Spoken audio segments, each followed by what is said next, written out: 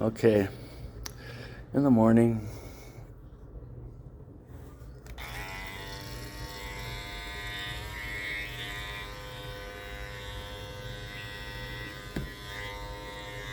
that's one.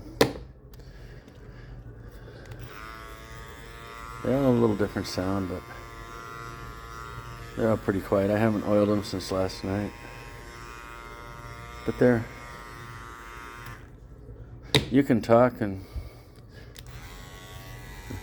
they're pretty quiet.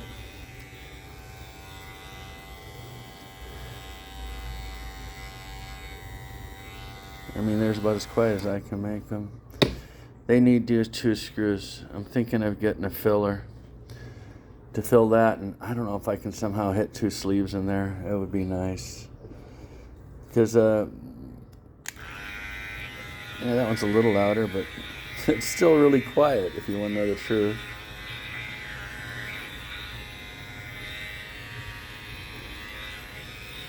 It's quieter than anything. I can cut hair and talk just easy.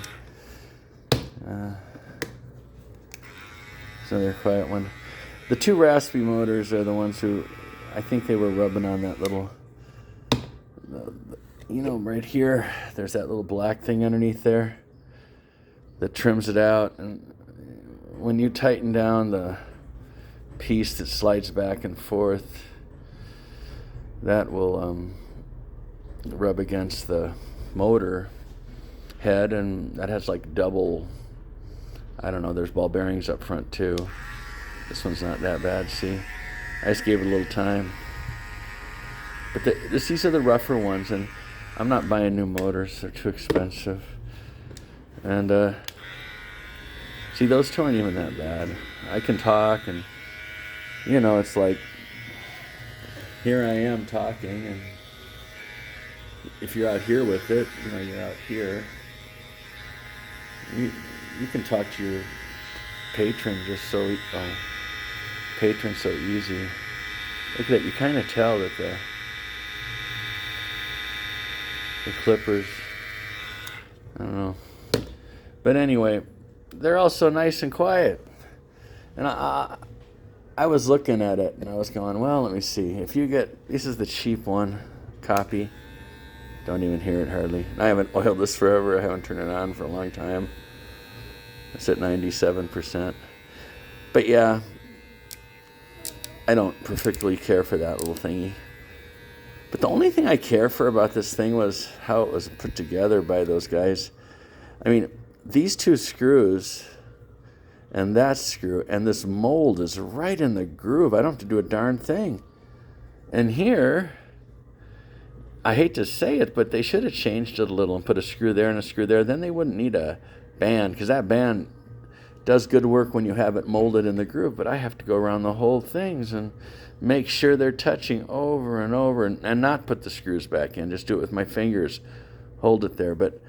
And this had a reversed, just like the Babyliss, or, who else has it? I think Oster might. Wall. Their little hooks on their spring goes right into the yoke, and I reversed those, and that's why they're a little quieter. But they still have that double ball bearing front end, which makes it noisier. This has a single, like those. I haven't started these up, I don't know for how long. They kind of sound loud. These are quiet though, compared to most, because I remember I quieted them up, but I haven't oiled them for months. And the magic clips will always make more noise.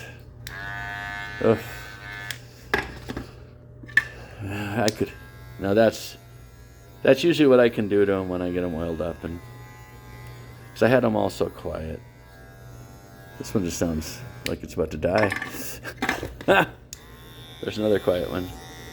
The 1919s use that kind of blade, and that kind of blade is quieter. The fade blades are louder. Anyway, and now I'm just going to shake you a little tour here. You've seen these kind. This one is magnetic. And magnetic. That's quiet. This one's probably been oiled. I use that one more. I use this one more too, because it's another magnetic one, and it's metal. You can hardly hear it. They go a lot faster. They probably don't have the power. And this one here is a rotary. It's still pretty darn quiet. But that one is a magnetic. They were expensive. The Mystic and the, I don't know what the other one's called. Name of a tooth or something. I don't know. Anyway, or a dinosaur. Oh, and then these, I had to change them because they wouldn't sell the old batteries anymore. So I went out and bought the housings and everything, and they're the Pulse 2s, and that's probably a louder one because I have a little dinky blade on there and they hover too close. And this, just so you know, I mean, hear that? These blades dry up so quick. But I like to do that right before I use them, or else have them upside down, because they've all been charged. If you put them right side up, the oils can go into the machine.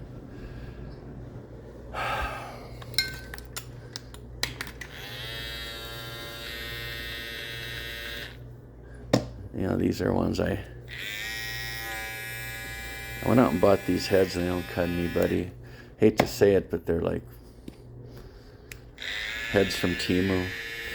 I know that sounds bad, but they fit, and I just use the plastic parts to go on there. I bought 3 plastic parts, new ones for those when I bought them, and cause I didn't like the gold one and that one, and they were dull, or they were biting people's necks, and so I said, just like this. After you use it for a little while, and oil it for a while, but it bites necks. And these were really nice, I mean, but they're loud as hell. I just liked them because they were so gentle with necks. But they didn't cut as close. But I liked them. But now I'm back to these because I put those nice blades on that doesn't catch your skin. And they were only $4 a piece. the covers. Anyway, the blade and the other cover. Well, there you go. And everything's upside down because I don't want nothing to drip in. And here I made that big old strap. It's on magnets. Let's see if I can do this. Oh, there goes the compound. But there's all magnets in there. And then I can just run that. You got to do this, man. This is a little back bar tutorial, I guess I could call it. The ramblings, whatever ramblings. And here I like this one. I bought this one from Lorenz's Cutlery back in the 80s, I think. But you know, you put it on there and you just kind of take it right to the end. But I go faster with 2 hands. But you can leave it so flat then, and it just gets so sharp. And it's flat, and I just love it. Just the biggest strop I could find. They said it would come between 60 and 70 inches, and I ordered a 3.5 because that's exactly what fits on a 2x4.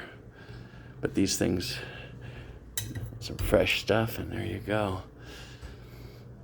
All right.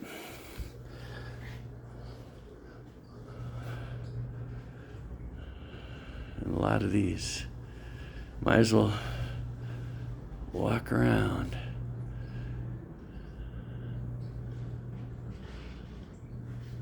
This is my shop, Perry's Barber Shop, Salt Lake City, Utah. A very quiet Tuesday morning. There's my beautiful wife.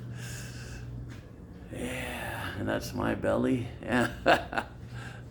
And by the way, you see where my manager did that. If you see the word master in there, she said I was going to make it, and this was, I was special and all this stuff, and I appreciate her.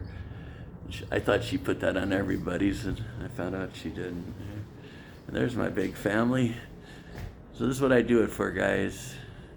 I made sure they all had a best life I could provide them as a stepfather, and I've been around 19 years in their lives, and I've seen every one of those kids be born.